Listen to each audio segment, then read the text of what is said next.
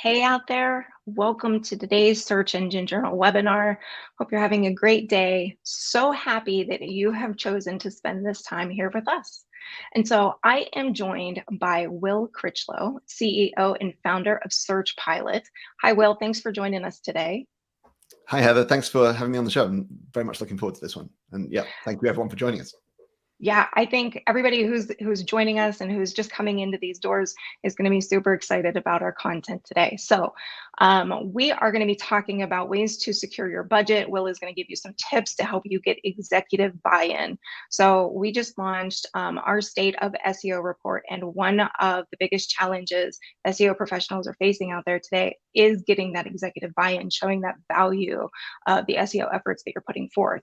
So Will is going to give you some great tips, and let me go through some quick housekeeping. That way we can get to those. All right, so first, if you experience any technical difficulties, use the chat box, let us know. We have Christina in the background helping out today, so she'll get you those answers. We also have closed captioning, and so that's little CC in the top right of your screen. Give that a click. And we're going to be taking questions following the presentation. And with this webinar, we've also, Search Pilot is going to do a breakout room. So in that breakout room is going to be Emily Potter, their VP of customer success over at Search Pilot. And she's going to be giving you a demo and going a little more in depth on some of the tools that they have. So with that, we're going to answer as many questions as we can at the end of the presentation. We have a little function. If you give it a thumbs up, if you see a question that you like, we try to front load those and make sure that we ask them because we realize how important they are to you. So if you see something, give it a thumbs up. We'll know that we need to ask that with Will. And then after the webinar, if you can stick around, we have a short survey. It lets us know how today's webinar went for you and what we can do in the future to make them maybe a little bit better. And so the question that we absolutely get asked the most, and as I always say, we will answer it every time you ask, you will 100% receive today's recording, the slides, and any resources in your inbox later today. So be on the watch for that. I've said a lot of words. I'm going to get out of here. Will, it's all yours. I'll be back at the Q&A. Thank you ever so much. All right. Hi, everyone. And thank you for this. So I wanted to kick off today by giving you, well, 3 reasons why you might want to listen to me on this subject, and a bonus reason why maybe you might not. And we'll see how those balance out against one another. And so first of all, I wanted to show you this chart. So this is the last, however many years, few decades of the stock market growth. And you can see a few kind of dips in this this timeline, and there's some pretty important ones to me. So just right here is when I left college, and I had to go hunting in the job market that followed that, and that was my kind of early career experience, was operating in that that kind of tough financial environment. And then this next one right here was when we launched our conference business. So some of you might have heard of Search Love, which was the conference business that my previous company Distilled ran, and that was when we ran our first in 2009. And then the final point is actually just before the drop. So just before the COVID experience hit everyone was when we launched Search Pilot as a standalone business as it spun out. So these are the 3 reasons of why I have experience operating in these kind of tough economic times. And in each of these times, I've had to really focus and think about how do we frame things in a way that businesses care about, executives care about, clients or customers care about, and how do we operate in all of these kind of places. And obviously, changing times, different experiences. But yeah. Hey, Will, I'm so sorry to interrupt, but your connection seems to be a little choppy and your video is frozen. So if you can. I am on a wired connection, and let me. You know what? Christina's going to give you a quick refresh so it'll kick you out. You'll just have to come back in. Okay, cool. Thanks. Sure thing. And it'll only take a second for Will to come back in. If I thought it was going to take longer, we would ask Christina to sing like a little song for everybody while we're on hold. But in the meantime, we do have the chats. Oh, that was really fast. Perfect. Okay, I'm making sure that I'm on the live connection, and hopefully everything's going to work smoothly here. So fingers crossed. So sorry that it's been a little bit choppy, and yeah. But anyway, hopefully this screen kind of shows you what I was talking about, which is basically I have a ton of experience in the different tough times over my career, and that hopefully we can learn from all of this stuff together. So I'm still getting some warnings that it's choppy. Is it working okay now? Can you hear me all right? Right this second you seem to be in, but it is going in and out. I could try turning my camera off for a minute. Yeah, my connection should be fine. So okay, let's see how we go. Okay, so these were the reasons why you might want to listen to me. And I promised one reason you might not. And that is all buried in this chart, which looks quite similar, but this is not the stock market. This is actually the last couple of decades of the price of platinum. And why is this important? Well, this is important because right here, right at the very top of this spike, is where my wife and I bought our platinum wedding rings. And we could have waited a couple months because the wedding wasn't actually until late 2008.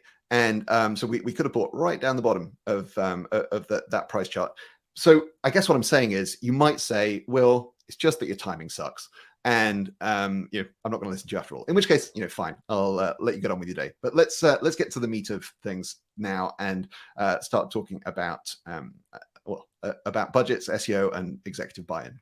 So the problem is that in the market that we're talking about right now, where we've worked through these different things, basically your CFO is feeling a little bit like an armadillo, and that if you don't treat them very, very carefully, then they're going to do this and kind of pop into a ball and keep out all the predators and all your budget requests. And so let's talk about how we can operate to think this through. So these three historic tough economic times that I mentioned, so in that 2002 post.com bubble kind of era, it was a little bit of a different experience in my experience because the internet was just so small back then. We forget how much the internet has changed, has grown, and has taken over our lives. And similarly, COVID, that 2020, 2021 era, was just this whiplash of things changing in our lives, but also in our economic world. And so actually what we're in right now, this kind of period of uncertainty, a little bit of slowdown in some places, job uncertainty in some places, and budgets being put on pause or cut, feels to me most like the fallout to the global financial crisis, that kind of 08, 09 kind of era. And we can see this. So this chart shows the spend on TV advertising and on digital advertising over the last couple of decades. And what's really interesting is that we actually see digital spend didn't ever go down during that time period. It actually flatlined. And I think that's probably the biggest kind of metaphor and experience for what we've been experiencing since maybe Q4 last year, is we just see a lot of uncertainty. We see a lot of businesses saying, we do want to do this project, but we want to start it in next quarter, next fiscal year, whatever it might be. Budgets get stretched, paused, delayed, pushed out, those kinds of things. And so this is the context of where I'm kind of bringing some of those learnings from and some of those experiences. And so over the last few months in particular, I've been having dozens and dozens of conversations with prospects, with our existing customers at SearchPilot, and just around the market with folks I know and my contacts. And in that, there have been certain themes that have been coming up over and over again. And in particular, two things I'm hearing on the SEO side. One is folks have been having their engineering resources cut. So engineering resources allocated to SEO have been reduced. Hear that from tons of companies. So if you're hearing that, you're not alone. And very closely tied to this is that I'm hearing we're being asked to do more with less. So we're being given less budget, less headcount, less engineering, less agency spend, but our targets haven't changed, our goals haven't changed. We're still being asked to achieve those same things. So if this is familiar to you, hopefully we're going to find some ways to work through all of this together. So first, I'm going to talk about some approaches that I found useful in dealing with these problems. Now, this is very much from first-hand experience. In my experience running Search Pilot, and my job today is not to talk a ton about Search Pilot. You'll get some of that in the breakout if you're interested. But this is very much from the experience of getting budget for SEO testing, getting budget with SEO testing, or getting budget to continue SEO testing. And so some big things that I've been using for this, big pillars. One is moving fast and proving your worth. Nobody has any patience. Your executive team are not prepared to wait as long as they would have been in the past for those results to come in, and they're more skeptical. They want the proof. That your CFO is asking for efficiencies. You know, I just mentioned this, being asked to do more with less. And so how do we get those efficiencies that the CFOs want? And remembering that loss aversion is your friend in this kind of market more than ever. And what I mean by that, and I'll explain this in more detail, but is this psychological thing that's going on with us as humans, which is that we fear loss much more than we desire gain. And so finding ways to use that loss aversion in your budget pitches, in your discussions, is a very powerful tool, especially in a market like this.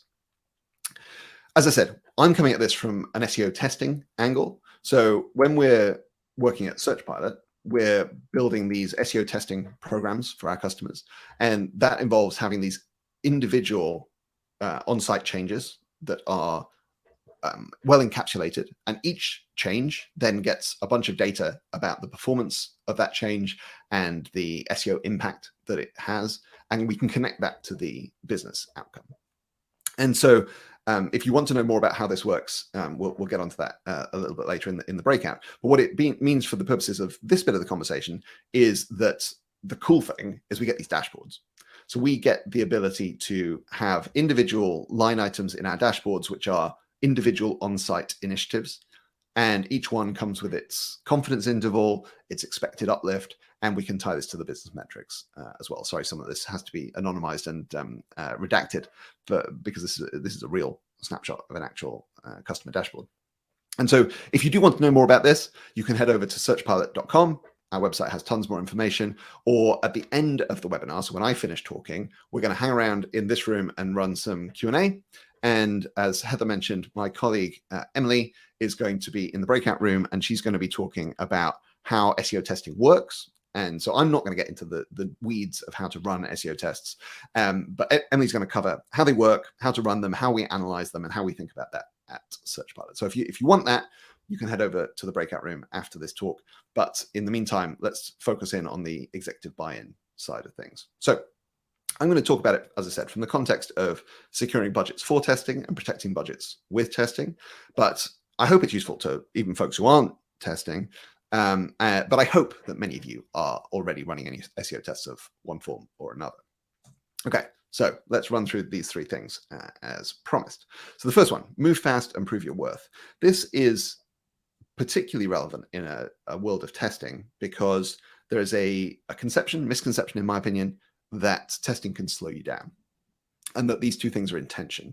And I actually think of it less as being a tension and more of it being almost a dial that you can move back and forth. So you can rotate this dial to more certain if you want to, or you can rotate this dial towards faster. And this kind of metaphorical dial is just decisions that you make about how you're going to treat your test results, how you're going to treat your initiatives and your experiments, and what you're going to do with the data that comes out of those. And so you can pivot this all the way over to really certain if you need to.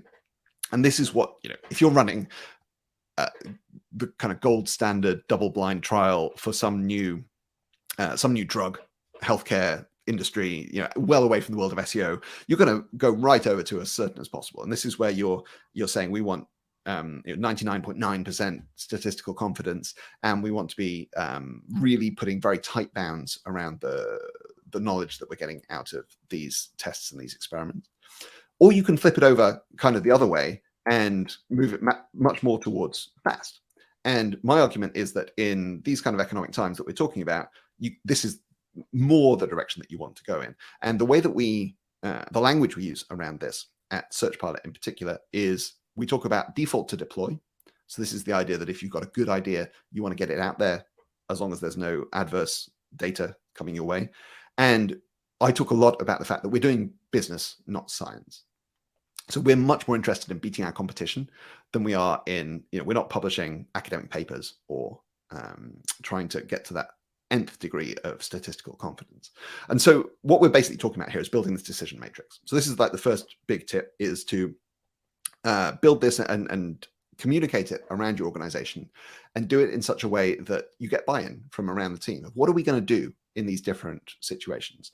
And you can have different decisions in different places. So you can have your ideas, your hypotheses are going to fall somewhere on this spectrum from, this is pretty much a pure experiment. We have no idea which way this might go, through to we have a very strong hypothesis that we believe we know what's going to happen here. And we have things that are very expensive through to things that are cheap. And so this kind of bottom left quadrant, where we have a weak hypothesis and it's an expensive change, that's where we might want to require fairly high degree of statistical confidence, even in this default to deploy world. And then in the middle kind of quadrants, we can build out whatever rules we want around this. This is just an example of our mindset on a kind of default project with our customers. And when you're up in this upper right quadrant, where you've got a cheap, easy to make change and very strong hypothesis, this is where we default to deploy. So this is where we say we're going to deploy this as long as it's not trending down. So even if it's neutral, even if we can't exactly quantify the benefit of this change, we're going to push this one out anyway because we believe in it, and we have a strong hypothesis, and it's cheap to maintain. But my point is, this is not the only choice for this quadrant and this layout. You can make different decisions in these quadrants. So one example might be, if you really want to ramp that dial over to moving fast, you can just require a little bit of confidence in the expensive weak hypothesis quadrant. You can default to deploy in the other two middle quadrants, and you can just ship it, not even run the experiment if you want to, in the top right quadrant. And so my point is really, this is situational, and that this is what you need to build an agreed process, an agreed methodology that you're going to use with your team itself, but also with your leadership team, your executive team, to get the ability to move fast while still giving them data that they feel is valuable to them and that proves the value of the initiatives that you're running on. Okay, into the second tip. This is around driving the efficiencies that CFOs want. Again, specifically with an SEO testing program, but you can modify this for different kind of varieties of SEO or different kinds of approaches. So where I'm starting from here is that you've got a ton of work to do, right? Everybody has a big long backlog of things that they would like to do that they hope are going to make a big difference and are going to move the needle on their site or for their customers. And so each of these orange boxes here is a piece of work. So some of the bits of work are bigger, some are smaller, and fundamentally we're going to work through these things and ship all of them over time, we hope. This is what happens without testing. When we're able to run an SEO testing program in the way that we approach it at SearchPilot, which is very much SEO team led. So the point of our platform is that it enables the team itself to do self-service testing and not have to rely on the engineering team or the data team and so forth and so on. And this means that we can take all of those initiatives, every single one of these orange boxes, and we can test them.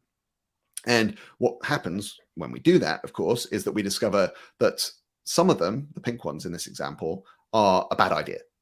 We had a good hypothesis, but it turns out this change is actually negative. It's actually going to damage the performance of our website. And so we definitely want to not do that thing. But there's more, because also those gray boxes are the ineffective ideas. These are the things that we hoped were going to be a good idea, but actually turns out don't move the needle. They're going to be worth avoiding because we can avoid the engineering team having to build them, to maintain them, and fundamentally focus on these green boxes, which is the things that do make a difference, right? The green boxes in this example are the ideas from our backlog that it turns out make a positive impact on our website. We put all of this together, and what that basically means is that just those set of green boxes contain all of the benefit that the orange bar did. And by communicating this to our leadership, to our engineering team, and to the wider org, we get to say, hey, you know what? This is us doing more with less. This is us being efficient and getting those results that the CFO wants, and actually even better results, because we've even cut out the pink, right? The bad ideas, those couple of ideas that had a decent hypothesis behind them, but for whatever reason, we shouldn't be doing them. And so at worst, it's the same result with less engineering, but actually it might even be a better result with less engineering. And this is the kind of argument that I think we can make to the CFO when we're being asked for efficiency gains. So that's the first two. The third is, I mentioned that loss aversion is super important in a market like this. And this is partly rational. You know, when times are tough, you maybe can't afford to take too many risks, to have too many downturns, to have things turn out worse than you'd hoped. And so partly this is rational, but partly this is, you know, lizard brain. This is the thing that somehow hardwired into the human psyche that means that we are much more excited about gains. Sorry, much more excited. We're much more worried about losses than we are excited about gains. And if we can tap into that psychological mindset, then we can make this whole thing work really well together. And so this is about building this quadrant that I talked about to emphasize that even in the purple areas, right, any of the areas that we're not really confident on, we're making sure that they're not trending down. And this is really hyper important, I think, and this is really at the crux of how to build a compelling case around this, because we've all probably, or anybody who's been in the industry for a long time, has probably had that experience where you do a thing that you hoped was going to work and it turns out way worse than you'd hoped. That sucks. No doubt about it. But the one good thing about it is that it tends to be obvious.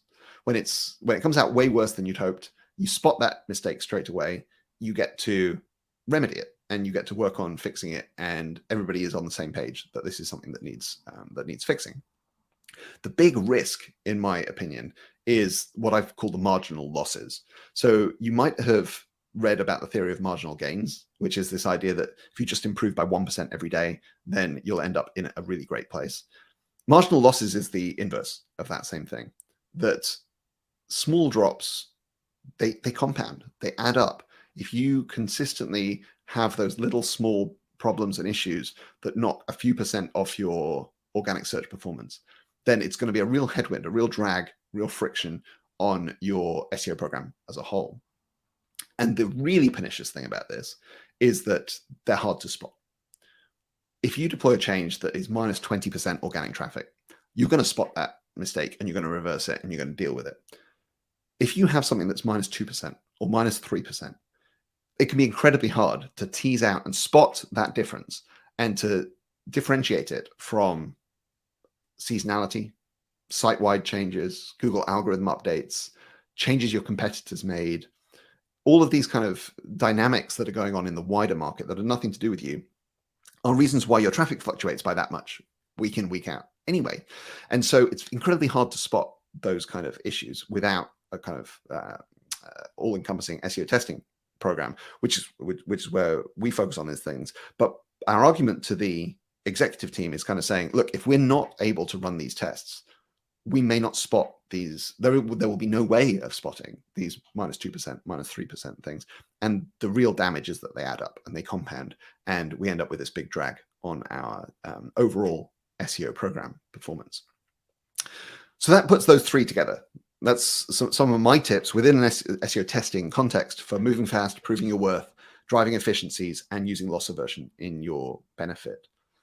So I wanted to also today talk about some more general tips for securing budget. So less related to SEO testing, not even related to SEO directly necessarily, but just from the fact that I've been running a business now for almost 20 years.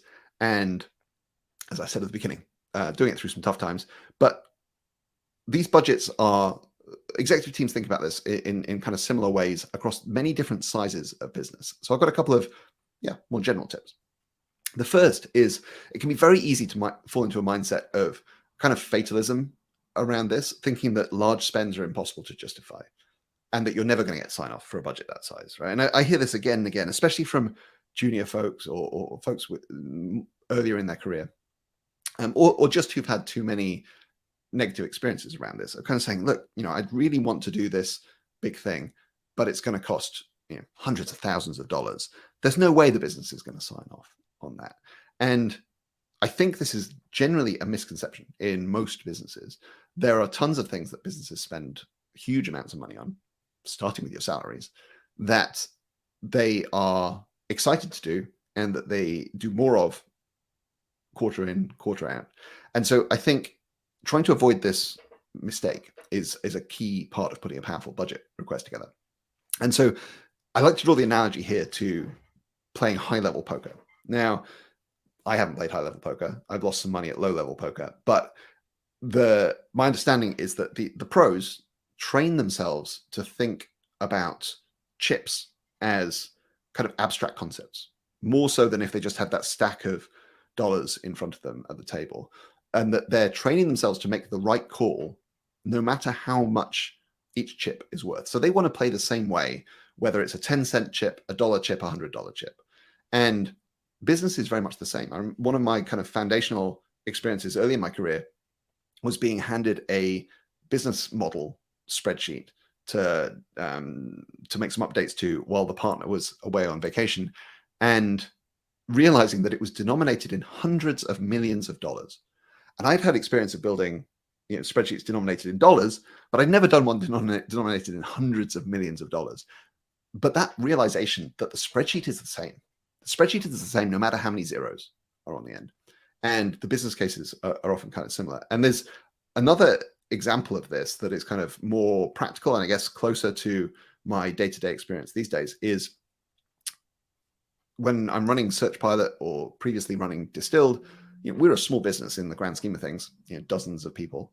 And even in that context, I've signed off on HubSpot spends in the tens of thousands of dollars, right? And I remember one $40,000 contract that we signed with HubSpot at one point. And that's for a tool that can make us a bit better at keeping track of what's going on and hopefully sell some more, right? Which is very important.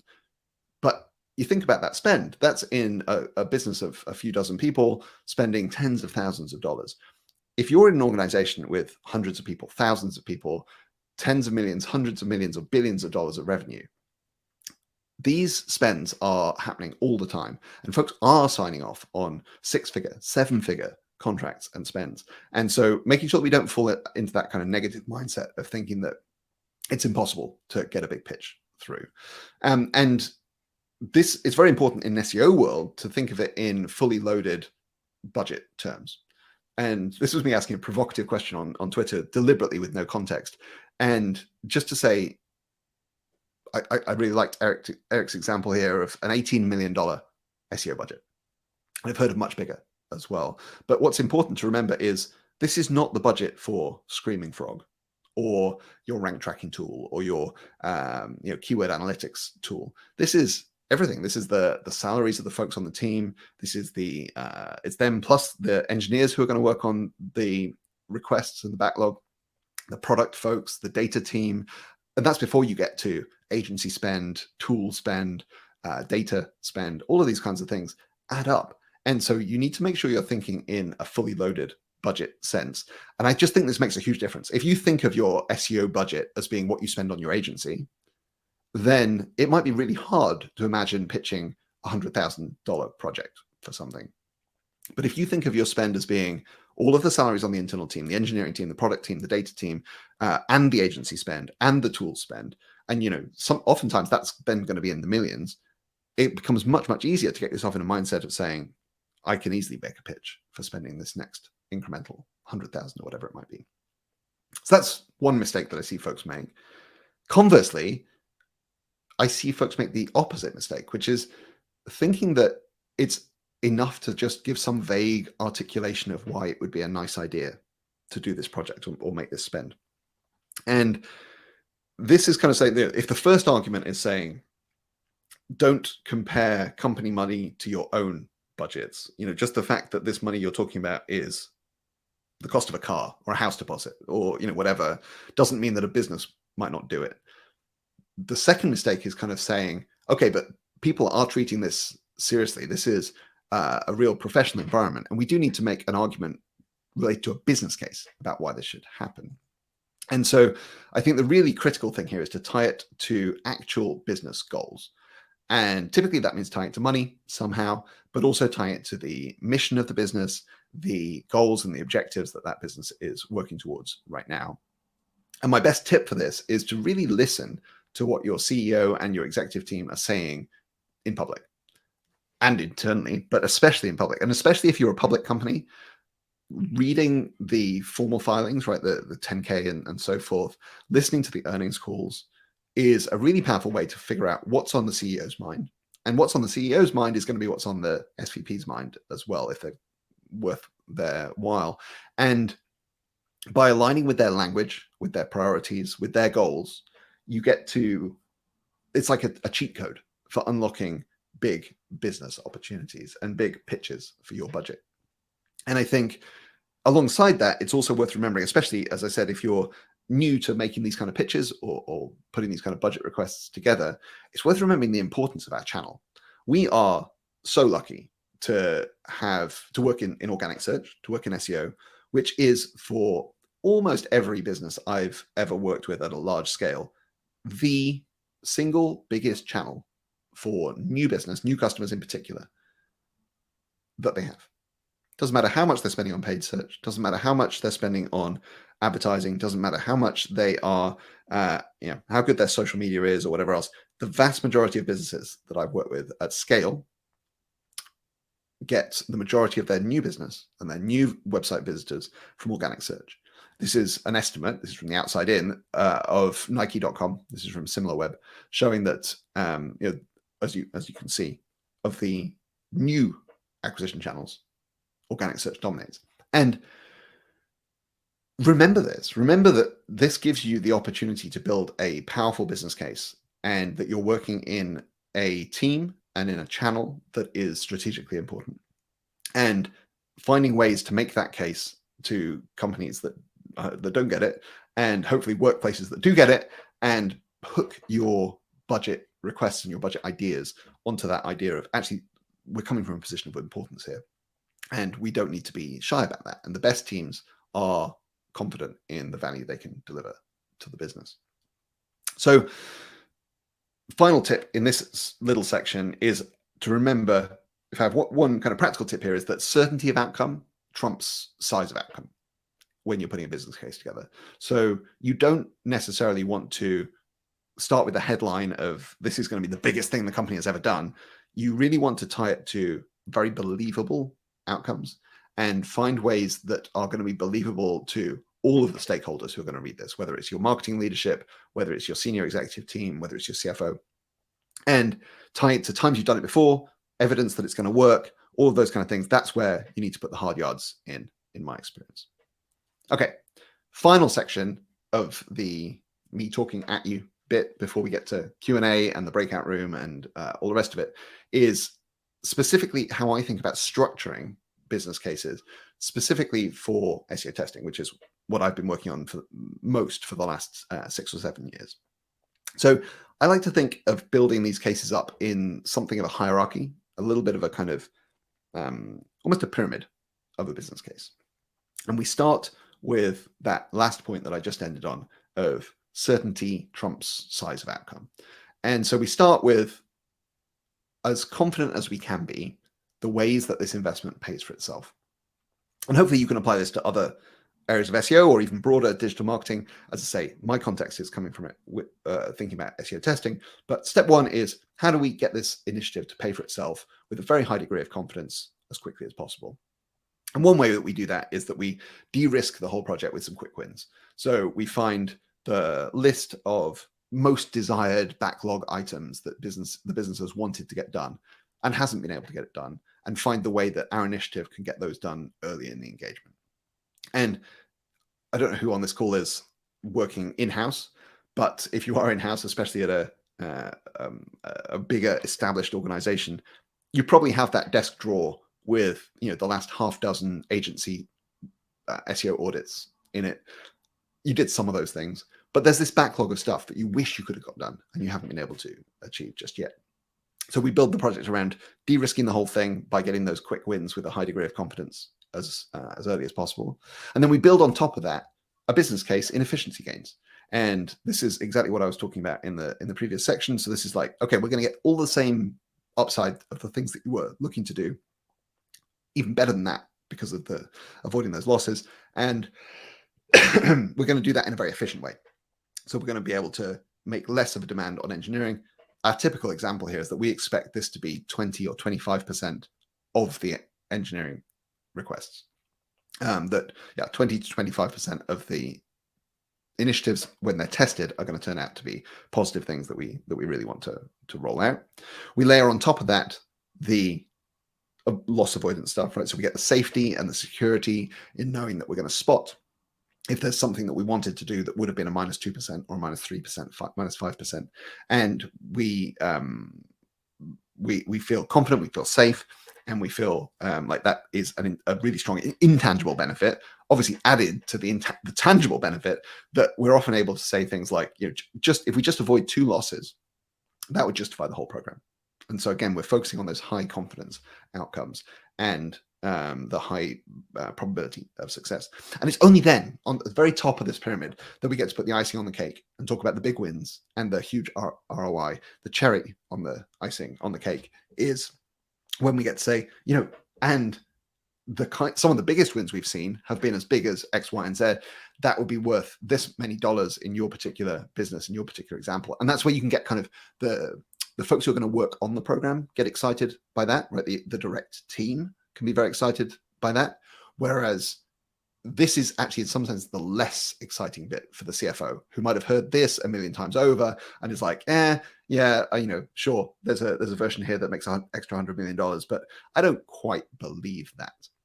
But they're happy. They're signing off on the program because they're very sure it's going to pay for itself. It's got a direct path in highly believable route to ROI, and along the way, it's going to be safer. Their job security is kind of helped by the fact that you're not going to have any of these losses and any of these kind of damaging times. And so this works for everyone. It gets the team excited, it gets the CFO on board, and it unlocks those budgets. And that then is what lets the team do the actual real hard and important work. And, I haven't really talked at all here today about what an SEO program looks like, what the work done by an SEO team looks like, or even what these backlog of SEO testing ideas might be. But that's where the magic happens. And all of this work is about getting people out of their own way, getting organizations to do the things in their self-interest, because actually SEO is their biggest channel. Organic search is their biggest channel. SEO is their biggest incremental ROI opportunity. And this is a phenomenal approach to doing that. And as we put all this together, we get that final piece of excitement where we get to say, we can now do more innovative things. We can, our competitors might be scared to make a particular kind of change to their website, but because we're testing, we can do that thing. We can run it as a small scale test. We can get the evidence that says it's not damaging, and in fact, it's this big uplift. Or some of them turns out it would have been a bad idea, and we can avoid that big downside and keep rolling.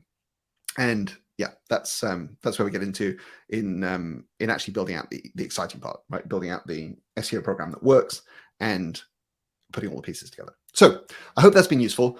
Just very quick recap. What we've talked about here today is those kind of 3 things where I was getting the idea of how I think we, in a tough economic time, need to build, need to have our mindset in terms of proving the value and justifying the budget. And that was moving fast and proving your worth, drive the efficiencies that your CFO wants, and avoid the losses. We talked about some general tips for budgeting around not being scared of big dollar amounts, not being worried that large spends are impossible to justify, but also not falling into the trap of thinking that vague justifications are sufficient. And we've had some specific tips for all these things. And then finally, this structure that I like for putting together an actual budget request or an actual business case. So what we're going to do now is right here, we're going to do some Q&A.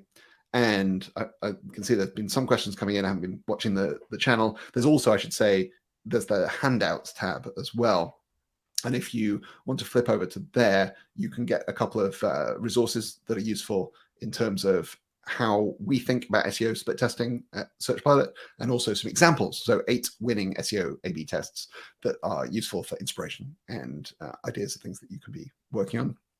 But while we do Q&A here, Emily, as I said, my colleague, VP of Customer Success at Search Pilot, and one of the most experienced people in the world of running and managing these SEO testing programs, is going to be doing a more detailed dive into actually how does SEO testing work and how do we think about it at Search Pilot. So you can go over and join her if you want to learn more about that and get a bit more of a handle on the practicalities of the actual testing program.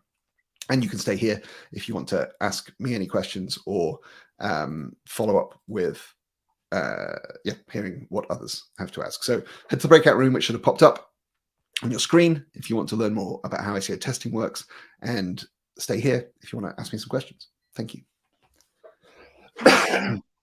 Will, do you want to try turning your camera back on just to see if we can? Otherwise, we can just.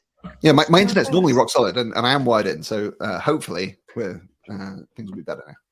Yeah, and anytime we did the test, it was all fine too. So, all right, so that was some awesome stuff. Thank you very much. It does look like we've seen some people head over into the breakout room. We've got that team over there. So, all right, let's stay here and see what we can do. So Caleb had a question. With so many moving parts in a large e-commerce business, do you have tips in improving direct ROI to execs? Tips for proving it. Yeah. So this is exactly what we've been working on, and it's why I've dedicated this bit of my career to Search Pilot. So to give you some context, the business that we started back in 2005 was called Distilled. That was an SEO agency. And we ended up growing that to having teams working in the UK and the US. We work with a lot of e-commerce folks, and we came up against exactly what you're talking about. The two biggest challenges we saw were challenges in getting things done. So we or the client would have an idea of something we wanted to do, but it'd be tough to kind of ferry it through all of the steps of process that it would have to go through before it hit the live website. And obviously until it has, it's not going to have any benefit. But relevant to this, the second big challenge was exactly what you highlighted. How do you prove that specific thing was valuable? And that is exactly what the challenge we're trying to solve at Search Pilot. And we're attacking it with SEO split testing. And as Emily's talking about exactly how that works, but at a very high level, what that means is that we are running controlled experiments. So we're able to take an on-site change, a particular idea or hypothesis, and say, we're going to roll that out on some pages. So in e-commerce land, this is normally some PDP pages or some PLP. And so it's either the product listing pages or the product detail pages. We're going to make that change to just some of those pages and then apply some statistical analysis to figure out how have those pages changed in performance, not in an absolute sense, but compared to the pages we didn't change, the control pages. And that's what lets us get those charts that I was showing off our website, and you can dive deeper into it over there. And we found that as you educate the organization into learning to read those charts and learning to trust that data, that is exactly how you get that proof point that says, hey, we did this thing and it was plus 3%. We did this thing and it was plus 6%. And you can stack up those things.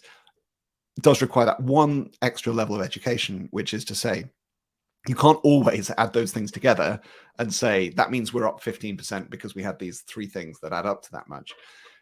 Just because these are versus the status quo. So these are how much better off are you than you would have been had you done nothing. But of course, during that time, your competitors are doing things. Google is doing things. There's seasonality going on. So you're doing it within the context of, we may be way better off than if we hadn't done these things. We might be even further ahead if those have been tailwinds. We might be not quite as far ahead as that makes it sound if we've instead faced some headwinds in either algorithm changes or competitor actions or whatever else it might mean. But I hope that helps. Okay, so question from Irvi. While pitching SEO budgets as our audience is broad and they're not well versed in SEO organic, which key points would you recommend to include in our presentations when they're convincing their top leaders?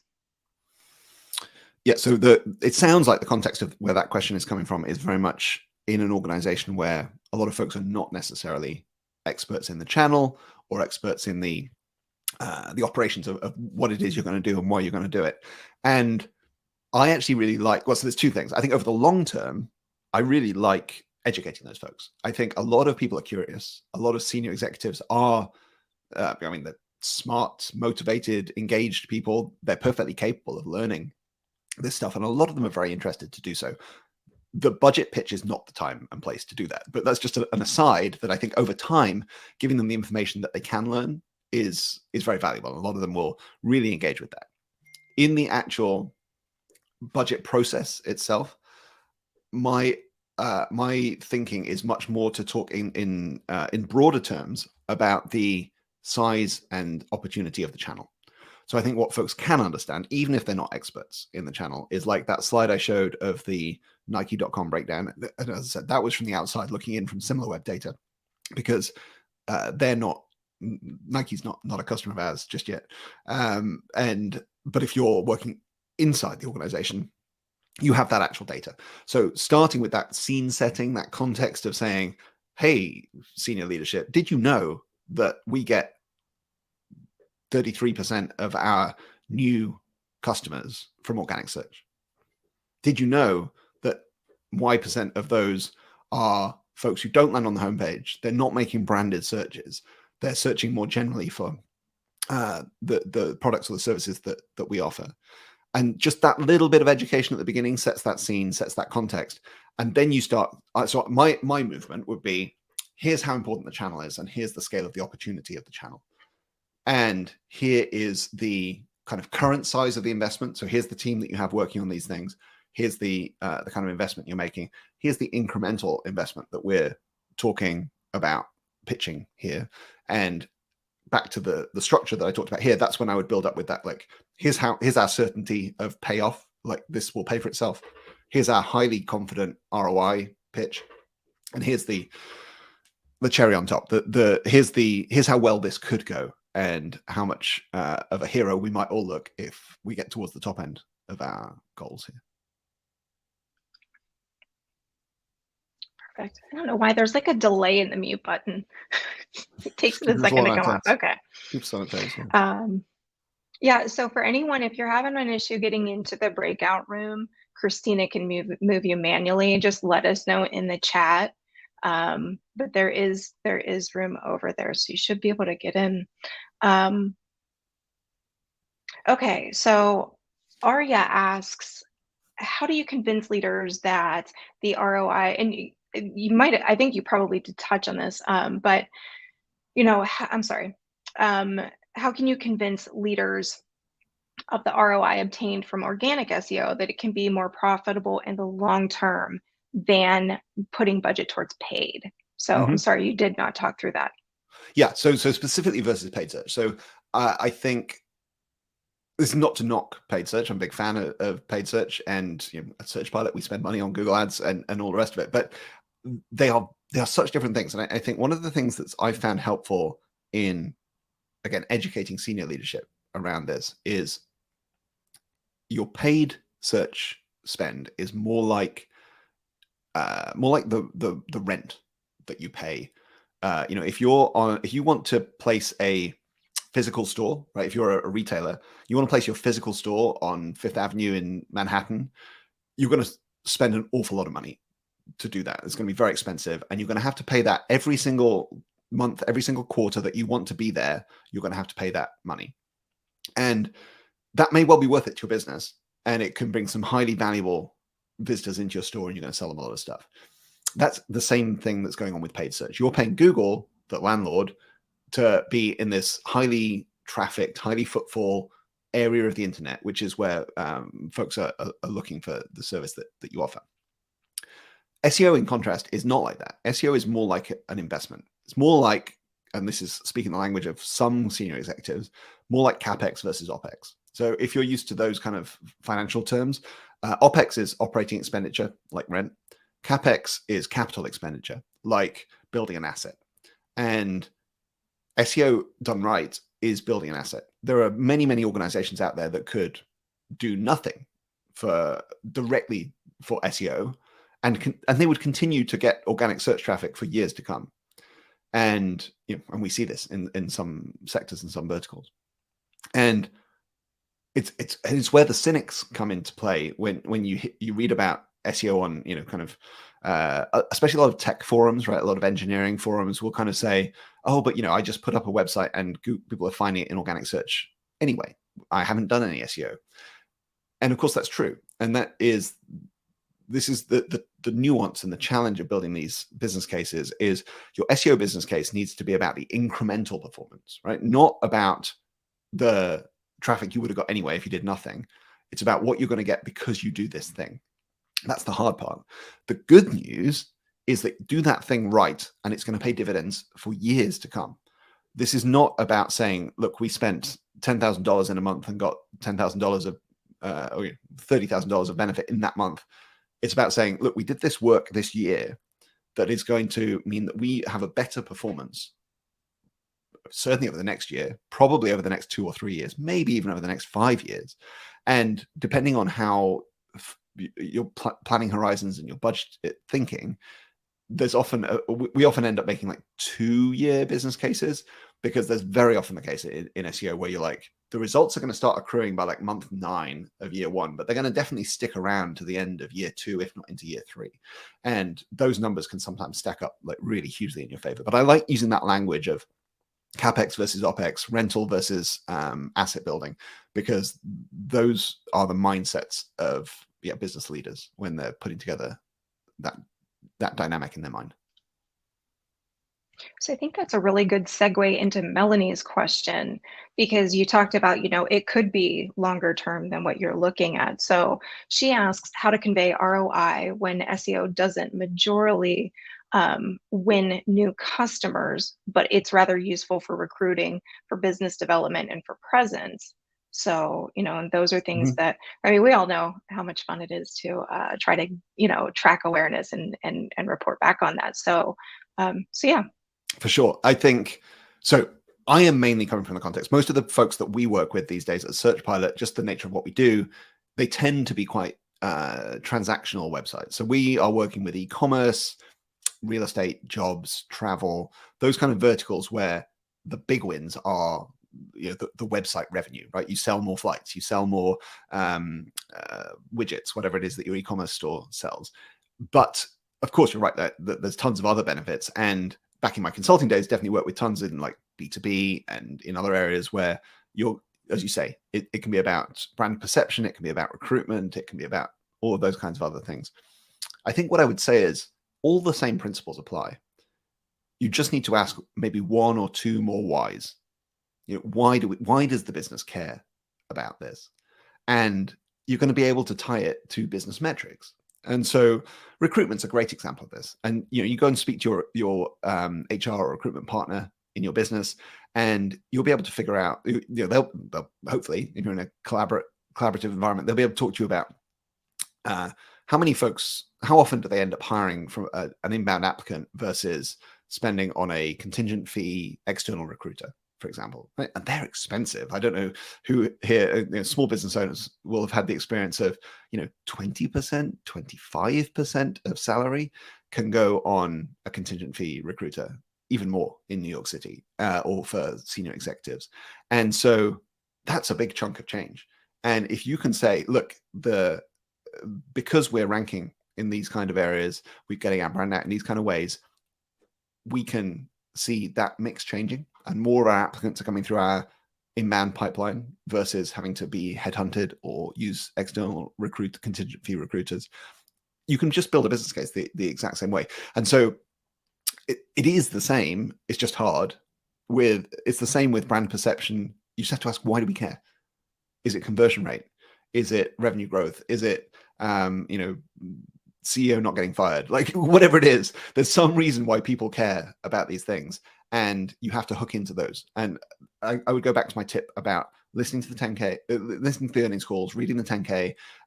Bonus tip: ChatGPT is pretty good at summarizing earnings calls and things like 10K. So you can dump the text in or dump the transcript in and then interrogate it, ask questions and say, what are the 5 biggest priorities here? What's the language that the CEO keeps repeating? How are they thinking about goals around recruitment or around brand or whatever it might be? tie it to those priorities, and you'll get the budget unlocked. All right, I think we've got time for one more question. Let's see. So Matthew asks, what is your process for structuring SEO testing? What specifically are you testing, and how do you structure it? Like what results do you measure?